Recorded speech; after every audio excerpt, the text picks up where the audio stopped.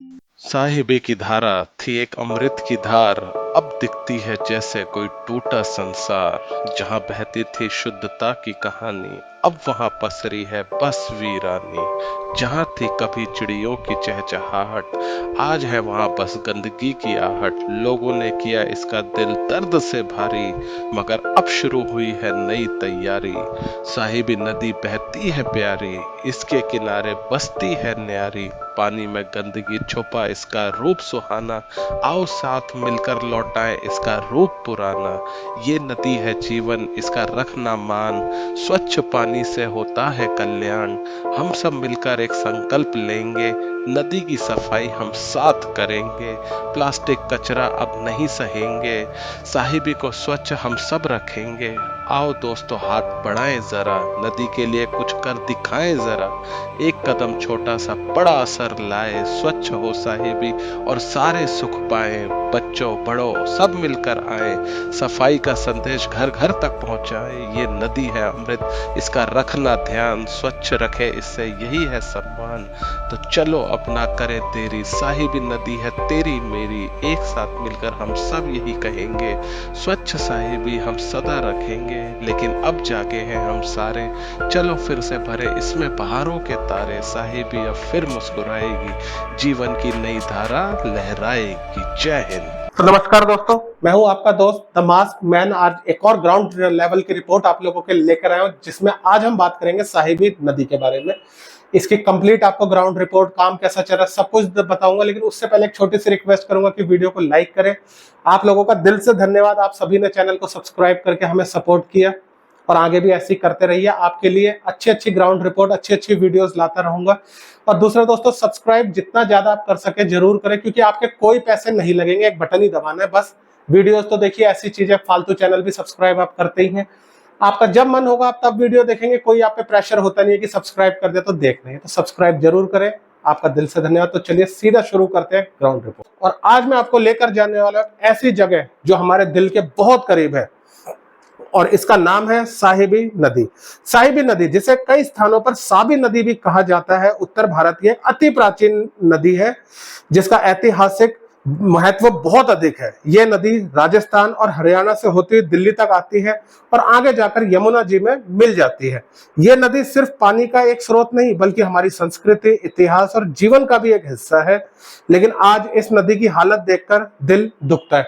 गंदगी, प्लास्टिक और पॉल्यूशन ने इसका सुंदर रूप को छीन लिया है, पर उम्मीद है कि अब इसमें कुछ साफ सफाई होगी। तो उम्मीद की एक किरण आज भी है। तो आज हम बात करेंगे साहिबी नदी की सफाई के बारे में, जो मिशन हमने भी लिया है और हमारी गवर्नमेंट ने भी लिया, और आपको दिखाएंगे कि कैसे हम सब मिलकर इस नदी को फिर से स्वच्छ और सुंदर बना सकते हैं। दोस्तों, साहिबी नदी जो हरियाणा और राजस्थान के कई इलाकों से होती हुई बहती है।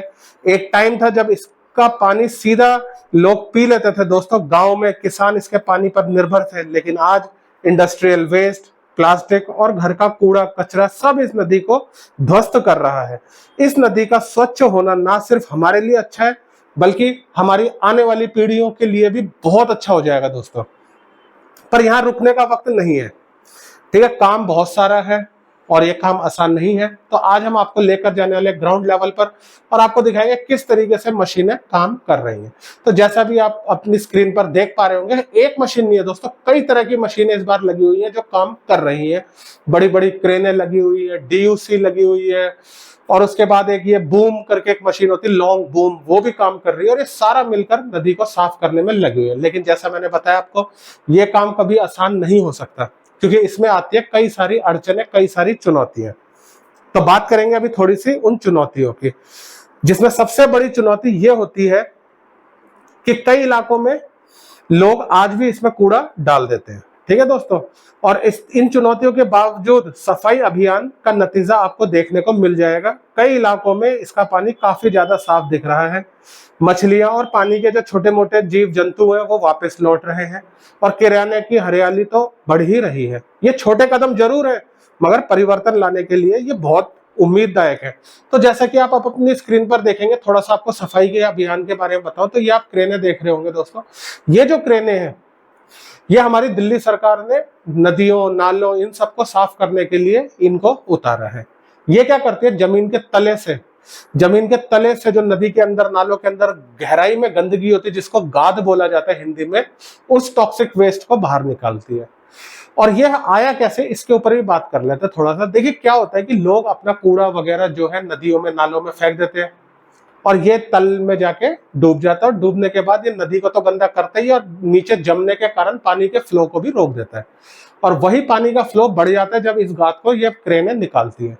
अब देखिए क्रेन की एक लिमिट होती है, क्रेन एक लिमिट तक निकाल सकती है दोस्तों, क्योंकि क्रेन का एक वेट लिमिट होती है, ठीक है, उसका एरिया कैपेसिटी कितना उठा सकते हो उतना लिमिट होता है। लेकिन ये जो अब आप देख रहे हो, ये जो लॉन्ग बूम करके मशीन है, इनमें क्या होता है, ये थोड़ा हैवी वेट कचरा भी उठा लेती है, मतलब और गहराई तक जाके ज्यादा हैवी अमाउंट निकाल लेती है। तो जो जिन लोगों को क्रेन में और इस लॉन्ग बूम में फर्क नहीं पता था, उनको भी ये समझ आ जाएगा कि इन दोनों में क्या फर्क है। बाकी डीयूसी के बारे में मैंने आपको बताया, आप स्क्रीन पर देख रहे हैं। ये जो मशीन है, ये छोटी छोटी गहराइयों में जो मिट्टी जम गई होती है उसको कुरेदती रहती, ताकि लॉन्ग बूम क्रेनों के लिए आसानी हो जाए, और ये खुद भी निकालते हैं, इसके अंदर सक्शन पंप होता है। बाकी इसको पॉल्यूटेड करने में एक और सबसे बड़ा रोल है, वो है जल कुंभियों का। ये जो आप स्क्रीन पर देख रहे हैं, ये जो छोटे छोटे पेड़ पौधे से आपको लग रहे होंगे, लेकिन ये एक्चुअली में जल कुंभियां है। ये क्या करते हैं, पानी के ऊपर फ्लोट करती रहती है, एक जगह से दूसरी जगह जाती है, कई बार पानी के पूरे ऊपर ये पूरा घेर लेती है, पूरा सरफेस को कवर अप कर देती है, जिसकी वजह से ऑक्सीजन की कमी हो जाती है पानी के अंदर, ये सारा ऑक्सीजन ले लेती है।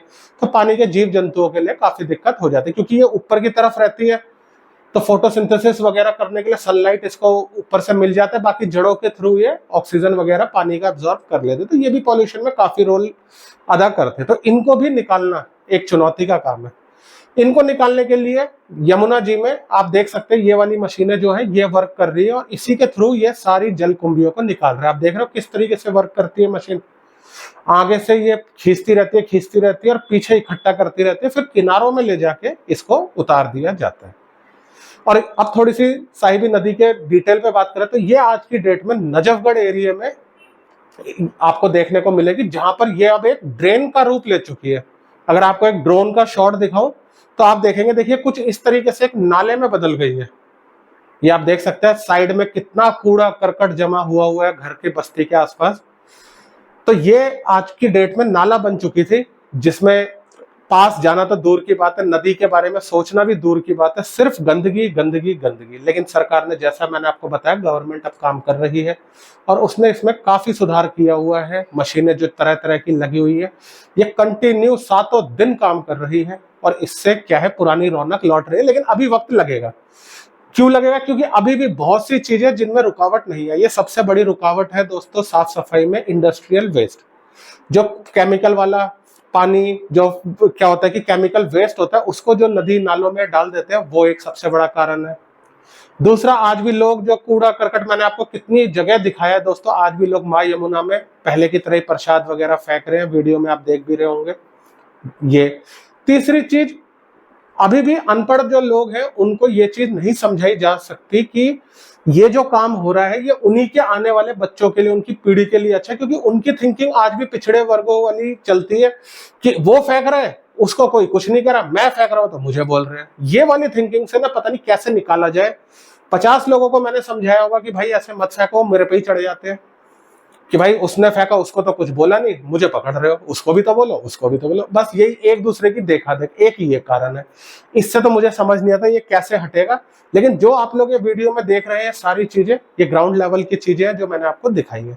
तो ये भी चुनौतियां हैं जिसको सरकार से निपटना पड़ेगा। लेकिन मैं मानता हूं कि ये पब्लिक की मेंटेलिटी के ऊपर डिपेंड करता है। जैसा कि काफी लोगों के कमेंट आए थे, काफी लोगों के पॉइंट ऑफ व्यू आए थे कि लोगों की थिंकिंग कैसे बदले, उनको कैसे समझाए कि ये चीज उन्हीं के भले के लिए। उनको तो ये लगता है कि उनको रोका जा रहा है, बाकी मजे कर रहे हैं। तो आप लोगों से मैं यही कहूंगा, आप इस पे क्या राय रखते हैं ये भी आप मुझे बताएं। बाकी काम आप देख ही रहे हैं किस तरीके से हो रहा है। एक मशीन नहीं है, कई मशीनें लगी है, कई जगह पे काम चल रहा है। और अगर ऐसे काम चलता रहा तो आने वाले वक्त में ये नदी हमारी फिर से पहले की तरह पवित्र हो जाएगी।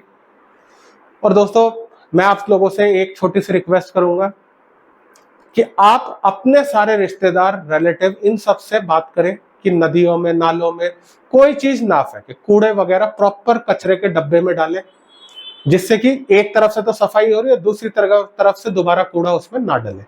तो मेरी ये बात आपको समझ आ गई होगी कि मैं सबके अच्छे के लिए कह रहा हूँ। ठीक है, अगर मेरी बात अच्छी लगी हो और आपका क्या पॉइंट ऑफ व्यू हो वो हमें कमेंट करके जरूर बताएं। चैनल को सब्सक्राइब करें, जैसा मैंने बताया दोस्तों, आपका कुछ नहीं जाएगा सब्सक्राइब करने में, आपके 1 रुपए नहीं लगेंगे, सिर्फ एक बटन ही दबा देना। वीडियो तो आपका जब मन होगा आप तब देखेंगे, आप जानते ही हैं। तो ये सब्सक्राइब का काम जरूर करें, हमें सपोर्ट दें, हमारी ताकत बने, और अपनी पॉइंट ऑफ व्यू आपकी क्या राय है हमें कमेंट में जरूर दें। इसी तरह अगले ब्लॉग में एक और चीज, एक और जगह की ग्राउंड रिपोर्ट लेकर आता हूं। तब तक के लिए बाय बाय।